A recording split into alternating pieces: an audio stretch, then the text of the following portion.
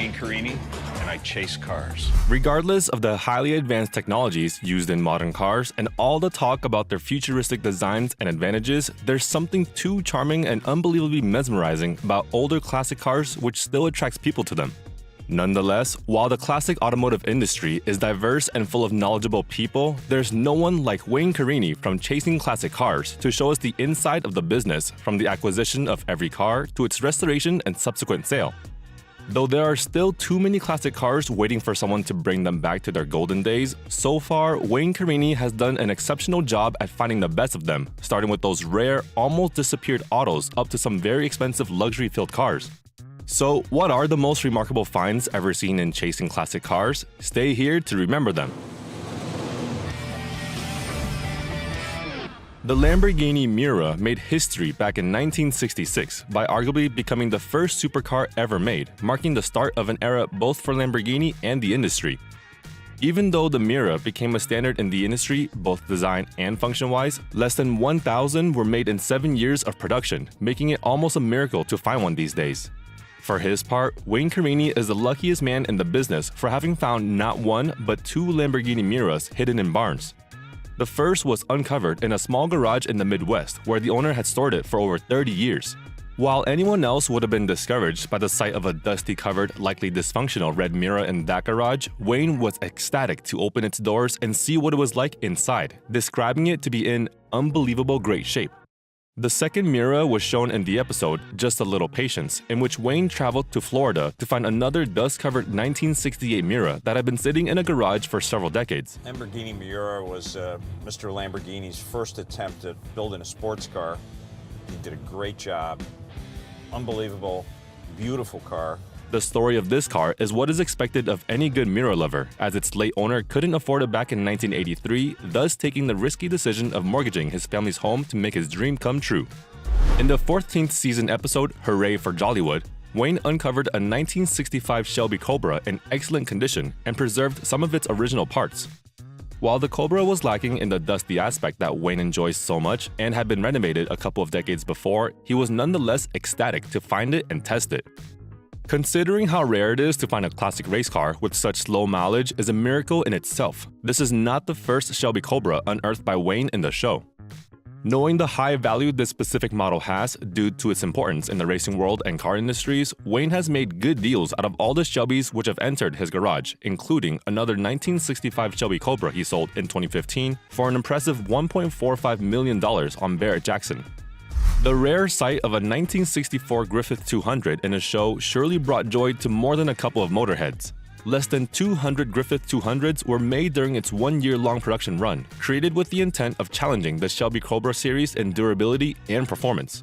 While Jack Griffith's intention of outperforming Carroll Shelby's creation might sound too ambitious for some, the Griffith 200 series and those which followed are still very much appreciated by car lovers. In the 2020 episode, A Griffith Restoration, Wayne shows off a 1964 Griffith he'd uncovered in a Virginia garage, checking if things under the hood were alright before signing the check. Although the Griffith didn't sell at the episode's auction, it was a good sight to see such a rare gem coming back to life. The discovery of a 1972 Ferrari Daytona Spider in the 5th episode of Chasing Classic Cars' first season was one of those moments which helped lift the show's reputation from good to iconic. Despite being unconvinced by the Ferrari's dark green paint job, the revelation of its involvement in a car accident made Wayne suspicious of having found the same car which once belonged to Herb Chambers, a good friend of his who had unfortunately lost the car to insurance costs after a collision in 1972.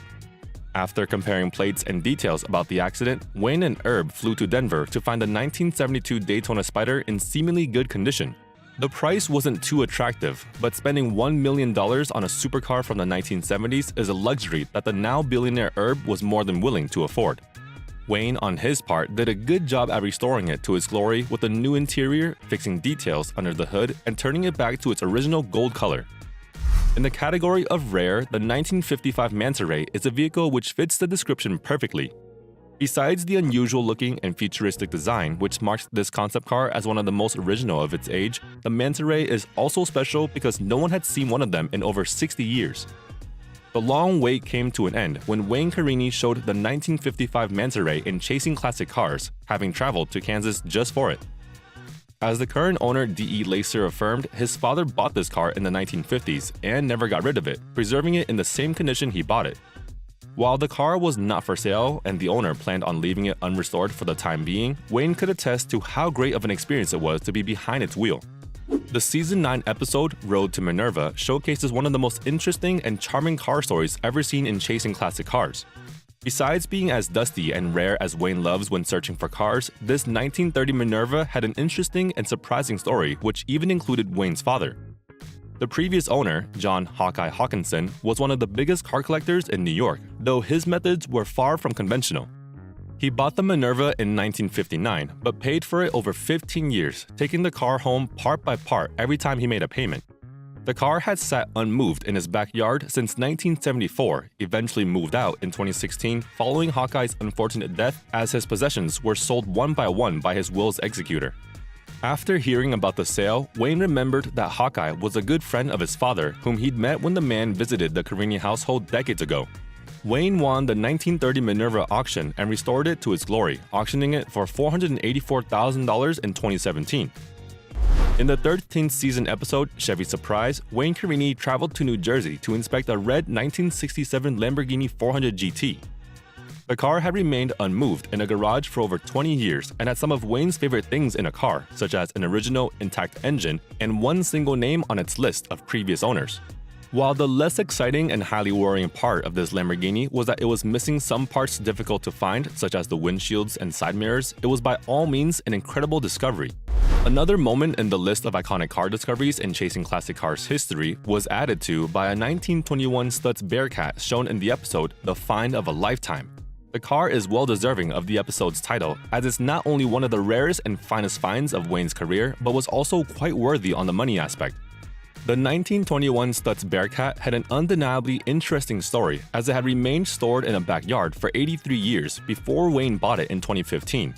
Its single owner was an Army officer who bought it brand new in 1921 in Boston, where he lived for a decade more before moving to Georgia, leaving it unused in his garage for the next decades. Finding an almost century-old car in such a condition was a dream come true for Wayne, who immediately sent it to his friend Evan Ide, who restored it to function without adding any rebuilt or new parts. The resulting rusty-looking Stutz Bearcat was a sight to behold by anyone who crossed paths with it at the Pebble Beach Concours d'Elegance, which it won in 2015. The car was reportedly auctioned for $594,000, finding its new home in Los Angeles. It's no secret that Wayne Carini is always on the chase of some rare four-wheeled autos, but that doesn't mean there's no place in his schedule to take a look at a couple of nice bikes.